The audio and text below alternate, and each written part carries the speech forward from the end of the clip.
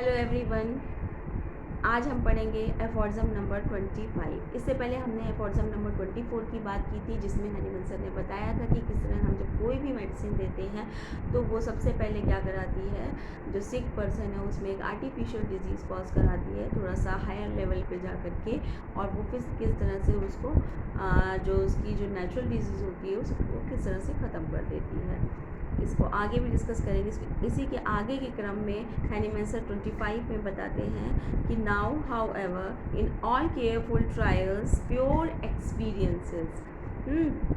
the sole and infallible oracle of the healing art teach us that actually that medicine which in its action on the healthy human body has demonstrates its power of producing the greatest number of symptoms similar to those observable in the case of disease under treatment, does also in doses of suitable potency and attenuation. यहाँ attenuation की बात की है. Attenuation rapidly, radically and permanently remove the totality of symptoms of this morbid state. That is to say, the whole disease present and changes into health, and all medicine cure without exception those diseases whose symptom most nearly resembles their own and leave none of them uncured. यहाँ पर Hahnemann sir पूरे दावे के साथ कहते हैं कि ये हमारे बहुत सारे केयरफुल ट्रायल्स किए गए हैं और प्योर एक्सपीरियंसेस हैं इसके कि, और ये क्या है, बिल्कुल ये हीलिंग आर्ट जो है इनफैलिएबल है। क्या होम्योपैथी जो होती है, अगर राइट सिमिलिमम मिल रहा है, अगर जो मेडिसिन हमने हेल्दी ह्यूमन बीइंग पर प्रूव्ड की है और उसके सिमिलर एकदम सिमिलर मेडिसिन हम किसी सिक पर्सन को दे रहे हैं, सारे साइन एंड सिम्टम्स और सब बातों का ध्यान रख करके, और यहाँ पर एक बात और कही है इन्होंने कि क्या है, सुटेबल पोटेंसी में दे रहे हैं। अगर जिस तरह की डिजीज़ है, जिस तरह की डिज़ीज़ है, जिस कहते हैं ना स्पीड की, उसी स्पीड से रिलेटेड उसकी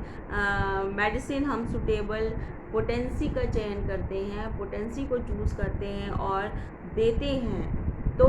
ये सारे के सारे जितने सिमिलर सिम्टम, मतलब हम सिमिलर मेडिसिन मिलाएंगे, सिमिलर मतलब जितने जो सिम्टम्स हैं उनको मैच कराएंगे, तो ज़्यादा से ज़्यादा सिम्टम वहाँ पर सिमिलर मैच होने चाहिए, मेंटल लेवल पर, फिजिकल लेवल पर और भी लेवलों पे। तो वहाँ पर अगर हमने सुटेबल पोटेंसी भी दी है, एकदम सिमिलर मेडिसिन दी है, तो इनफैलिएबल केसेस हैं होम्योपैथी के, वो पूरी तरह से क्योर करती है, बहुत ही रैपिडली, एकदम जल्दी से क्योर होता है, रेडिकली मतलब पूरी जड़ से बीमारी जाती है और परमानेंटली रिमूव हो जाता है। ठीक है, जितने साइन एंड सिम्टम्स वो दे रहे थे वो सब के सब कन्वर्ट हो जाते हैं हेल्थ में, कन्वर्ट हो जाते हैं। वोल डिजीज़, सारी की सारी डिजीज़ जो हो जाती है वो हेल्थ में चेंज हो जाती है। और यहाँ पर हनीमन सर पूरे दावे के साथ कहते हैं विदाउट एक्सेप्शन, यहाँ पर कोई भी एक्सेप्शन नहीं है, लेकिन उसके साथ शर्त क्या है कि मोस्ट सिमिलर रेमेडी होनी चाहिए, सुटेबल पोटेंसी होनी चाहिए एकदम, और एटेन्यूएशन एकदम सुटेबल पोटेंसी, और जो है सिमिलर मेडिसिन की बात की है जब दी जाती है, तो होम्योपैथी में क्योर यानी कि इस सिस्टम में जहाँ भी हम इसको दे रहे हैं वो बंदा ठीक ज़रूर होता है, और यहाँ पर इसका इनफैलिएबल केसेस है। तो यानी कि होम्योपैथी कभी भी फेल नहीं होती। अगर फेल हो सकते हैं तो हम होम्योपैथ्स फेल होते हैं, जो जहाँ पर एकदम राइट सिमिलिमम का चयन नहीं कर पाते हैं। अगर हम राइट सिमिलिमम का चयन करते हैं तो यहाँ पर हनीमन सर पूरे दावे के साथ कहते हैं क्या कि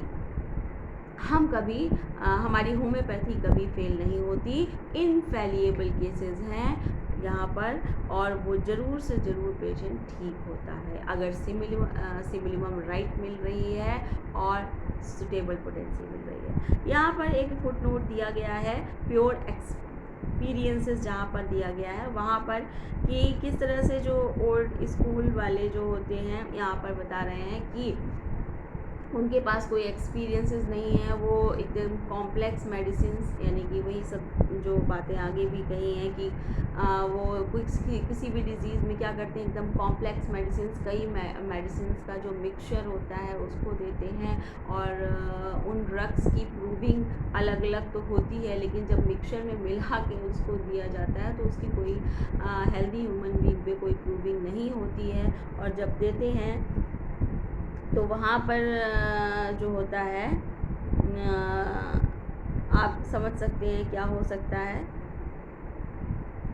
यहाँ पर जो है और ढूंढते रह जाते हैं किसको, डिज़ीज़ को, लेकिन डिज़ीज़ नहीं मिलती है, और मतलब जो कॉज होता है वो नहीं मिल पाता है ढंग से, और डिज़ीज़ ठीक भी नहीं होती है, वो दूसरे लेवल पे चली जाती है। ये एक तरह से ऐसा होता है जैसे कैलेडोस्कोप होता है कि वो कलरफुल ऑब्जेक्ट से भरा होता है और उसमें कुछ भी साफ नज़र नहीं आता है। इसी तरह से ये एलोपैथिक चीज़ें हैं। इस एफोरिज्म में इतना ही है, इसके आगे हम नेचर्स लॉ ऑफ क्योर पढ़ेंगे। तब तक के लिए धन्यवाद।